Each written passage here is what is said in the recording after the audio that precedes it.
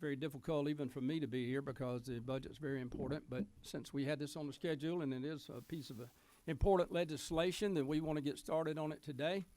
And I'd like to start with a word of prayer. And I'm going to ask my friend Dewey if he would to open our meeting. Sorry, Representative McLean. Thank you, Chairman Pruitt. Let's bow our heads. Dear Heavenly Father, let's bless all the members that are here, Father, because right now we all are going through a lot of things, and what we've got to realize is the things we go through, you know already about them. And what you've got to do is always give us strength to make sure that we can make good decisions for the citizens of Georgia. And all the blessings that we have, I ask in your name. Amen. Thank you. And because this is our first meeting of the year, we are going to continue with the same rules that we had last year. No reason to change anything, and we'll continue with those, and the rules are in your file. But because it is a new year and we have some new members, I think it'd be appropriate to for everyone to just take a second to introduce themselves real quick. And let me see if I can get you on the right one. She's got the witness. You're on the witness. Get the witness. All then. right, I'll do go this. ahead. Hey, I'm Deborah Silcox. I represent District 52, which is Sandy Springs and part of the city of Atlanta. And I am Dewey McLean. I represent House District 100, which is Lawrenceville, Norcross, Duluth, and Lilburn. Ready? Camilla Hobson. I am District 153, and I represent Albany, Georgia. Albany. Yeah. Philip Singleton, District 71. I represent Coweta-Fayette County. I'm new here, and it's great to be here, Mr. Chairman. Thanks. I'm Karen Mathiak, and I represent 73, and that's Spalding, Henry, and Fayette. I'm Winfred Dukes. I represent House District 154. That would be part of Dougherty County, all of Baker County, all of Miller County, and all of Seminole County. Thank you. And our Vice Chair. Hey, I'm Terry Rogers. I have District 10, which is Habersham and White County.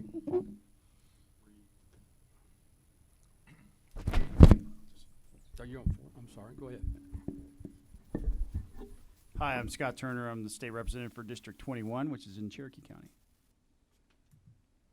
And you're on one. Yes, sir. And I'm Michael Caldwell. I'm also out of Cherokee County. I represent the city of Woodstock. Did we miss anyone? You might come in late. Winfred, did you or did? All right, thank you very much. I appreciate that. And as you can see that we have a diversified group from all over the state, and that's what we're here for, to represent the people of the state of Georgia. Now, I want to quickly remind everybody, and you already know without me telling you, that we're not here for our personal opinions. We're here to listen and learn and make decisions based on the people we represent, and particularly the people of the state of Georgia. And this is kind of unique to me in a sense that most every piece of legislation that we vote on or we pass either affects somebody directly in the state of Georgia or indirectly. This particular bill, frankly, affects everyone directly, and at least that's the way I see it. And with that in mind, as we listen and learn, it's our job to do our due diligence and see this thing through and get as much knowledge as possible, and again, to represent the people of our communities and the state of Georgia and what's best for them. And with that, we have Representative Wes Cantrell that is introducing House Bill 709, is that correct? And we'll let you come up to the witness mic and make sure that we're on the same LC number. I understand that you have a substitute this morning. Yes, sir. This afternoon, sorry. It's LC 460236S. Very good. Is that everybody's got? Everybody has it, right? Thank you.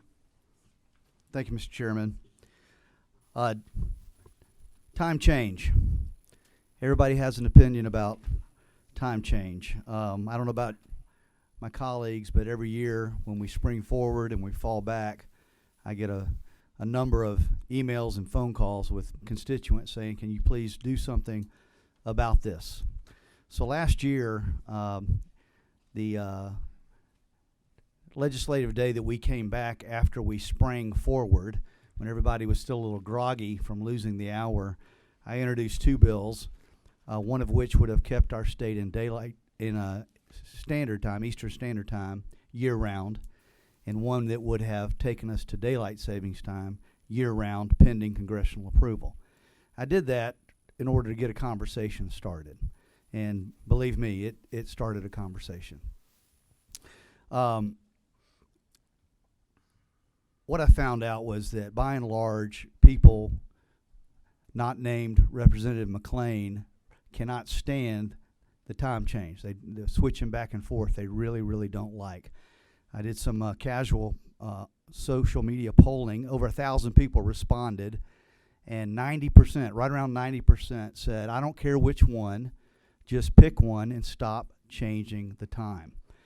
Then I polled those who replied to say, well, then if you had to pick between daylight saving time or standard time, which would you pick? And right around 70% prefer daylight saving time year-round. Now, I personally would prefer daylight saving time year-round. Let me give you a few reasons why. Number one, there's more sunlight in the evening. This is good for our health. People prefer to exercise and recreate in the daylight. It's good for the economy because people prefer to shop in the daylight. The stock market has historically shown a negative trend on the Monday following time change in either direction. Number two, you have fewer car accidents. The majority of car accidents occur between 6 and 9 p.m. in the dark. One more hour of daylight in the evening would mitigate this somewhat. Number three, less crime. Criminals enjoy the cover of darkness, especially juvenile offenders just after dark. One more hour of daylight would mitigate this also somewhat. Number four, energy savings. This was the original purpose of daylight saving time in World War I and World War II, was to save energy. Now, the research is somewhat mixed, but it appears there is a slight 3 to 4% energy savings when we're in daylight saving time over standard time. So springing forward and falling back disrupts the natural order of things. Our bodies are designed to adjust slowly to the changing amount of daylight as the Earth rotates and tilts along its axis. So some research about this. The University of Colorado just recently, in fact last week, found a 6% increase in fatal car accidents the week following spring forward. The University of Michigan had a study that revealed a spike in pedestrians being hit by cars the week after fall back because drivers were accustomed, the week before they were driving home from work in the daylight. The very next day they're driving home in the dark and had not yet adjusted to that, and pedestrians are in more danger as a result of that. Improved sleep. The switching back and forth wreaks havoc on sleep patterns, especially in children. Every year I hear from educators all over our state that tell me it takes a full 2 weeks for the students that they teach to adjust when the time changes in either direction. It's a well-known study out that shows that heart attacks increase by 24% in the week after we spring forward. So there you have the case for it. The bill that I actually bring to you today, HB 709, is to allow the voters of Georgia to state their preference, because although I like daylight saving time year-round, there's a good number of people who would prefer standard time year-round, and then there's a very few, who would prefer to keep things the way they are. So I'm asking you to consider a non-binding referendum. It would be on this fall's general election ballot, which would allow us the opportunity to hear from Georgia voters as to what their preferences would be. Then I would bring a bill next session, should I win re-election, next session that would reflect the will of the voters of Georgia. Now, one caveat that I've mentioned a couple times, but I hadn't said anything about it. Currently, we have the authority to do 2 out of these 3 options. We can keep the current system. We can switch to standard time year-round. We do not have the authority to switch to daylight saving time year-round without congressional authorization. There are currently 2 bills in the Congress doing this very thing. They're both sponsored by Republicans, which means they probably got no shot of passage in the House of Representatives in D.C. the way it stands right now. Now, one of the bills, though, is very bipartisan. It has 14 sponsors, 7 are Democrats, 7 are Republicans. So I've reached out to all their offices. Surprise, surprise, none of them have called me back because I'm not any of their constituents. But just understand that were we to decide to go to daylight saving time year-round, nothing would happen until we could get Congress to approve that. Florida has already passed that legislation. South Carolina, I think, passed it just a couple weeks ago. So I think this is the trend we're seeing, is to go to daylight saving time year-round. So I think the more states that jump on that bandwagon, the more pressure there will be on Congress to act. But currently we do not have that authority. So a non-binding referendum. It's only been done one other time in Georgia's history, early 2000s. I think it was 03. The voters were asked their preference as to the state flag. If you remember, we changed the state flag. It was done in a presidential primary vote, preference primary. This would be the first time a non-binding referendum was on the general election ballot. I think I've covered all my bases there, Mr. Chairman, so I'll be happy to answer any questions. I agree you covered the bases, and I'm sure you opened up several questions, and I think Representative Silcox has a question. No? Representative McLean, y'all sharing the mic? We sharing the mic, but Thank you, Mr. Chairman, and thank you to Representative Cantrell. You know, I think I heard my name a couple of times. I do appreciate that. It's because I like you so much. I want to say I have concerns, but I don't really have that deep of concerns. I just know that I could really do some support if I could just get an amendment on your bill, because you know the day after the Super Bowl is considered the largest day that people take off, that Super Monday, and so if I could get Super Monday put on your bill or to amend your bill, it would help me tremendously, because I think that would help out as well, because after the Super Bowl on Sunday, Monday is Monday after is the largest day people take off for work. I'll be certain to take that into consideration. Thank you. Representative Silcox. You know, I'm married to a physician, and so he would definitely agree with you that it is a health hazard. And having done a lot of his residency, particularly at Grady Hospital here in Atlanta, he would tell you that there really is an increase, and it's not good for children. And that being said, being the #1 state in the country to do business, my concern would be about businesses. And, you know, would this put us in a lesser position in any way, particularly our relationship with New York and Washington, D.C.? The fact that we're on the same time as them, I think, is a huge business advantage right now. And is there any way we could maybe propose a resolution to send to Congress that all of these states should change? I think those are both legitimate concerns, Representative Silcox. I do believe that we're in a global economy now. We share a border with a state that's an hour difference from us already. We share borders with 2 different states that are split down the middle, and people have made that adjustment without any problem. I would like to be on the same time zone as D.C. and New York. That makes perfect sense. And I think what New York is pushing for this a lot stronger than we are, because they're on the eastern edge of it, which means it gets dark in New York City about 4:45 during the winter months. So they would very much like to see this happen. So I think we need to blaze the trail as our state and set the tone, and the trend is definitely in that direction. I think you'd see other states join on board once we had that authority to do so. Thank you. And Representative Irwin, you just got here, wanted to just recognize you and tell you thank you for coming to the committee, and you want to tell the people what district you represent, please? Absolutely. Am I on there? You should be. No, is he on the witness? Okay, try that one. There we go. Yeah, right. That'll work. I'm District 28, folks. I'm in northeast Georgia, which is the Toccoa all the way down to Commerce, that side there, and just proud to be here. Glad you're here. Thank you. Thank you.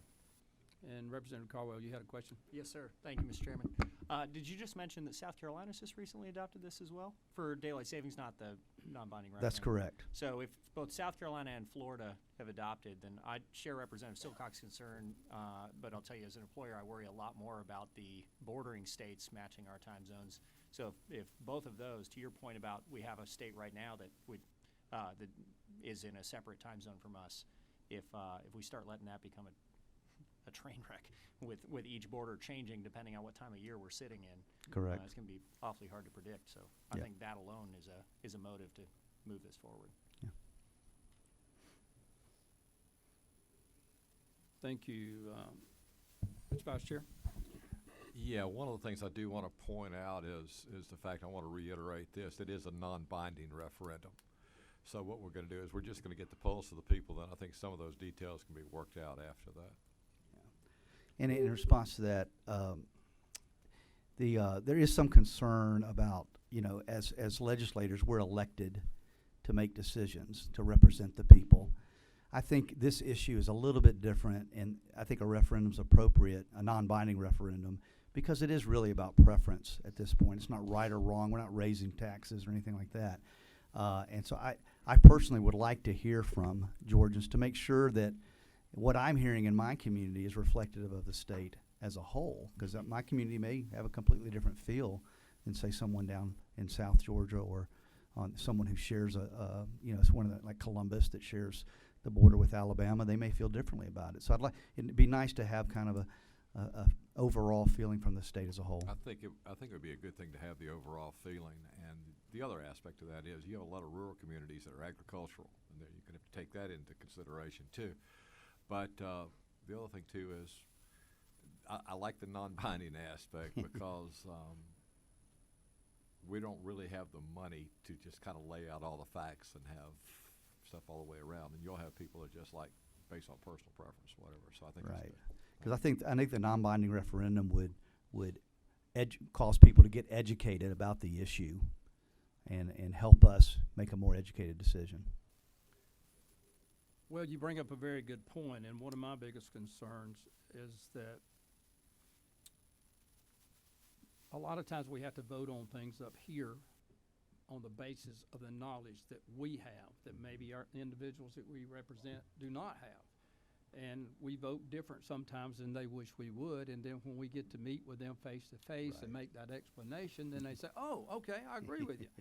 And that's one of my biggest concerns about this. Just because you put it on a ballot as a non-binding referendum, are people really educated, or are they just basing it off their gut feeling? And so there's a real concern of mine that the education process take place prior to it being put on a referendum for vote. Does that make sense? Now, again, this committee as a whole obviously can make a decision as to what we think is the best to do. Originally, you dropped a bill that was to go to daylight savings time, I believe. And then you dropped the bill that said to keep it at standard. Is that correct? Those two are the same day, yes, sir. Okay. And now we're looking at the referendum. And I would say, have we had a time and have we really educated the people that we represent, knowing, and I agree with you 100%, I have asked people all over this summer, everywhere I went, show of hands of who would like to see it changed. 90% of them didn't care as long as it was fixed. Okay, based on that, then we as a committee need to make an educate ourselves as to how it will affect businesses. And that's something that when we do a referendum, I'm not sure that everybody would take into consideration. It would be more their personal preference. So I'm going to go back to the comment again. Just a comment from me is that we need to be educated first. And that's one of the reasons I wanted this to be hearing only today, because I thought that with that, it would create some thoughtful thinking on all our parts, and we'll have another meeting later. But as to how it would affect us, right? Particularly those who do business across state lines and even with other countries as far as that goes. But we're connected, as you know, globally, and a lot of us do business, or some people do business with states in the middle and the mountain and all the way out to the west coast. How's that going to affect us? Now, I will say this this came to me years ago from a lady that was about 86 years old. She said, I wish we didn't have this daylight savings time because that extra hour of sun is burning up all the farmers' corn. Did you get it? I heard you. Okay. That was a dry joke, wasn't it? But Very dry. yeah, it was kind of corny. You're right. Good. Corny. Well played. There's a kernel of truth to that's it. a good point. That's a good point. So Reverend McLean says it's about the rooster not knowing when to crow every morning. But but I don't disagree that something needs to be done, but I certainly want us to take our time as we go through this Sure. methodically to make the best decision. And somebody mentioned it over here, but for every state to come up with their own plan and us have a hodgepodge seems to be very troublesome to me. And even in a referendum, would our public and our constituents really even know what other states are doing or how, what their decisions are? If you went out and asked them today, they wouldn't know that Florida and South Carolina had already done this.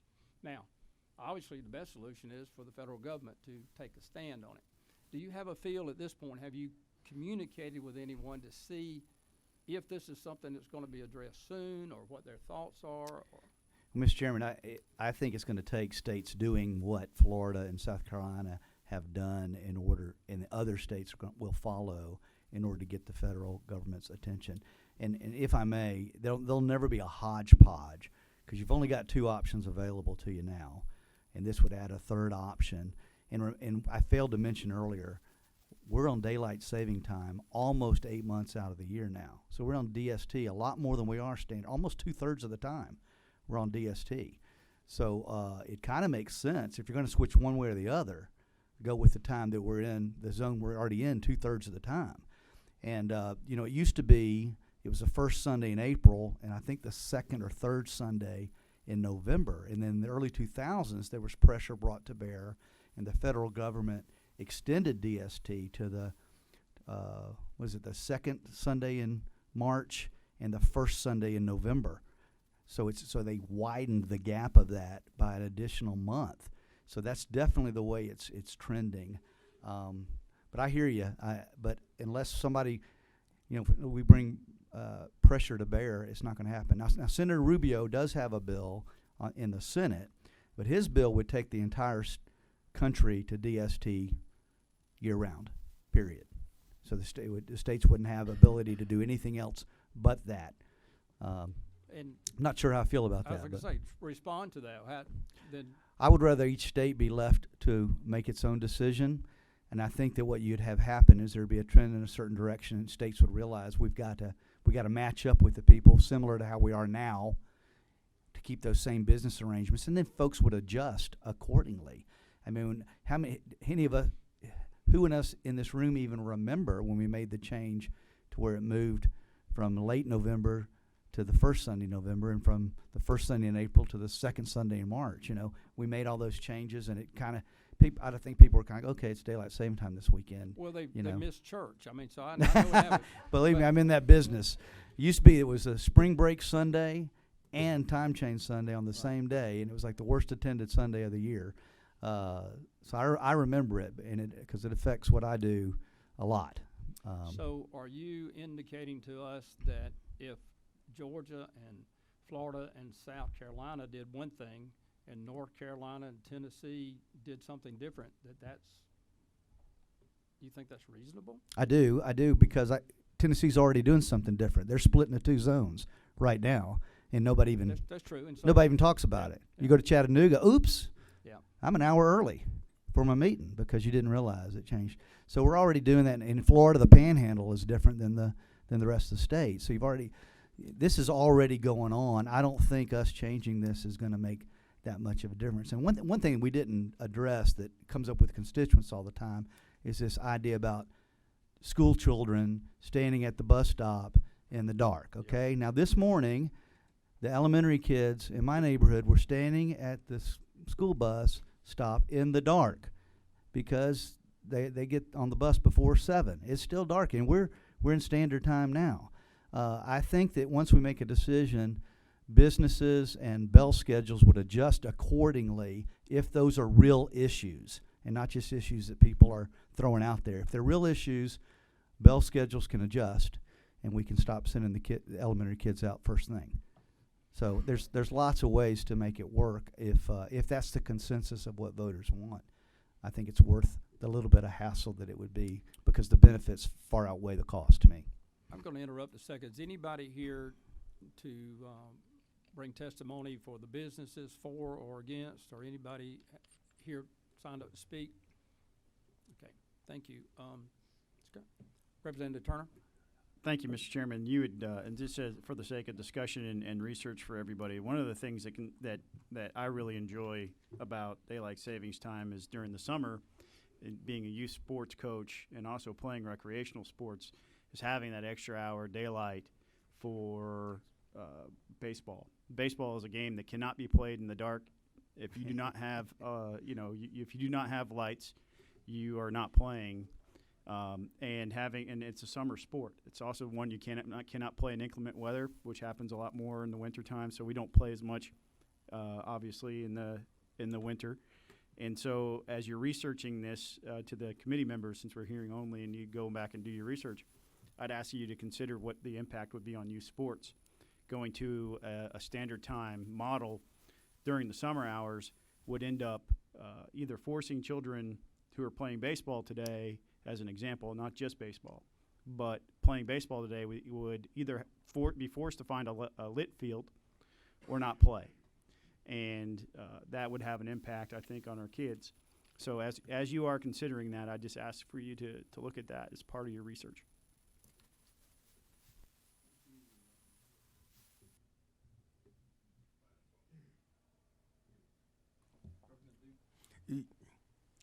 I want to thank you for bringing this bill. It is giving us an opportunity to have some discussion on it. You begin to speak to one of those, to the concern that I had, and it was about the children being their schedules.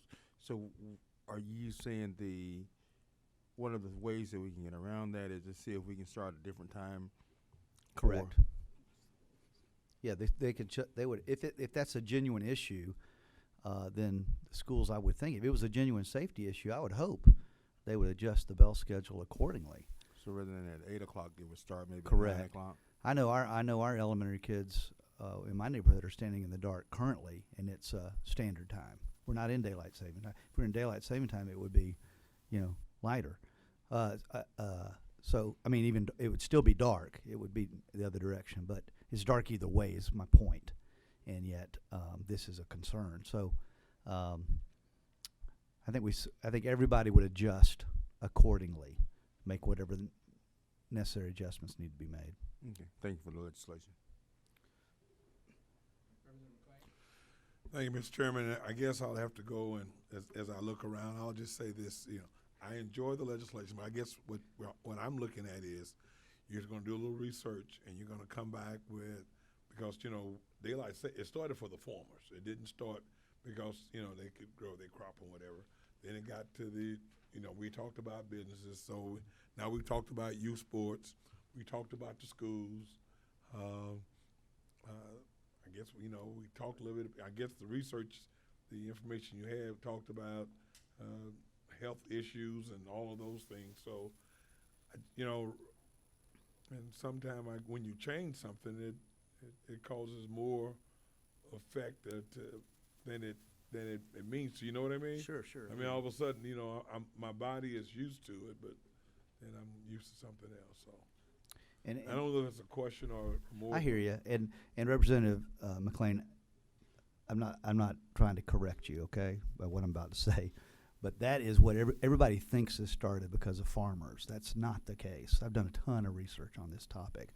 It started in World War I to save energy during the war. People hated it. They went to daylight saving time year round. They hated the change. Okay, they got out of World War I. They went back to standard time. World War II came around. They went back. They went to daylight saving time again. People kind of liked it. They came out of the World War II, and then it became a big debate because people had enjoyed the extra daylight. Not extra, but having the daylight at the end of the day instead of at the beginning of the day. So so that's when the pressure was brought to bear, and that's how we ended up with our current system. So where did the farmers come from? I think Ben Franklin actually, his idea originally was about farming, but that wasn't why we never ended up doing it because of that. So I think that's where the myth that came from, the idea that it was for the farmers. Farmers are going to do what they do, no matter they don't care what time it says on the clock. You know, they're going to operate according to sunrise and sunset regardless. So it's kind of funny that we would think it would somehow help farmers when they're going to, you know, they do what they do, and the chickens and the cows don't know about the change of the time. They do they're in their routine doing what they do no matter what. Does that make sense? It does, except for the rooster. Yeah, exactly. Thank you. You don't have any other questions right now, so I'm going to propose a couple of scenarios here. One is that I would really like to hear from some business people. Okay. And I don't want you to taint them as to which direction you want to go.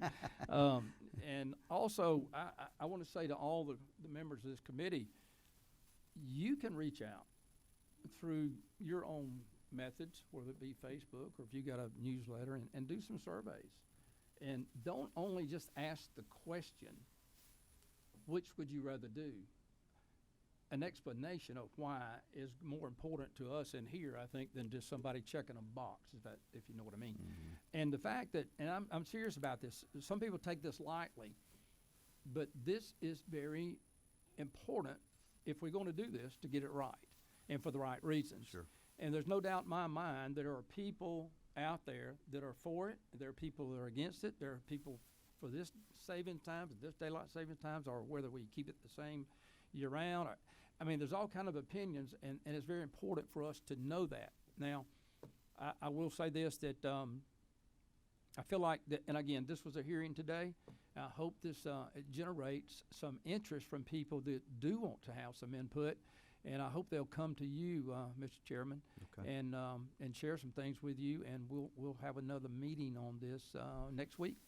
Yeah, Mr. Chairman, if I may sir. too, I posted on Facebook today. If you'll go on my Facebook page, gives a lot more detail about like what would the earliest sunset be, what would the all that I think I'm kind of going to stuff. interrupt you, but I was wondering the same thing. I don't know how good you are at art, but if you could bring us some sort of picture that we could see, Okay. a chart that we could actually visualize how the time changes and how the sunset and rise makes Okay. a difference. Because if you're like me, I just get up whenever I get up every morning, and I really don't pay that much attention, other than when bird season comes in, hunting season. Then I know, and deer season, you got to know what time to get up for that. But Sure. But other than that, but if you could do that, also that those talking points you just had, are you willing to share those Sure. with us? A Mhm. copy of that with the members? Yeah. Okay, very good. Thank you. I'll email it out. I've got 10 copies of it here today, but I'll email it out. And honestly, I wouldn't mind. It's up to you, Mr. Bill. I wouldn't mind if you got that out to all the members Okay. of the House. Now, I understand that this is also a bill that could be or is going to be dropped in the Senate, or no? Correct. Okay. Senator Watson is carrying the exact same language over there. And it's the referendum language. Correct. not- It's the referendum. Okay. Very good. Any other questions before we adjourn? One question. If it came out 60-40, I mean, am I making any sense? If it comes out 60-40, does that? Yeah, that gets tough, doesn't it? You need to ask. I can get you on mic, because Yeah. Okay, I'm sorry. It would be. I'm looking at it. It would be even tougher if it came out 30-40. Yeah, I think if it comes out like super close, then we'd have to have a conversation about, well, maybe we just leave it alone. If it's not overwhelming, then why change it? As personally, as we approach this, the decision about the referendum will be held in this room. The decision and what we're asking the public and our constituents about are 2 questions, not 3. That's the way I'd propose it. I don't know if y'all agree or disagree. I mean, but I think the referendum thing is not a part of what we're asking the constituents. What we're asking the constituents is, would you prefer to change it? And if so, which one of these Right. do you suggest, and why do you suggest that? Mm. Is that fair? Yeah. Well, several members have other committee meetings, and so with that, we're going to adjourn, and I'll, as soon as possible, we'll set another schedule. And thank you for coming. Thank you, Mr. Chair. Representative Cantrell, great job. Appreciate Thank you it. very much. Motion to adjourn, Mr. Chairman. Motion to adjourn, and a second? Second. Thank you.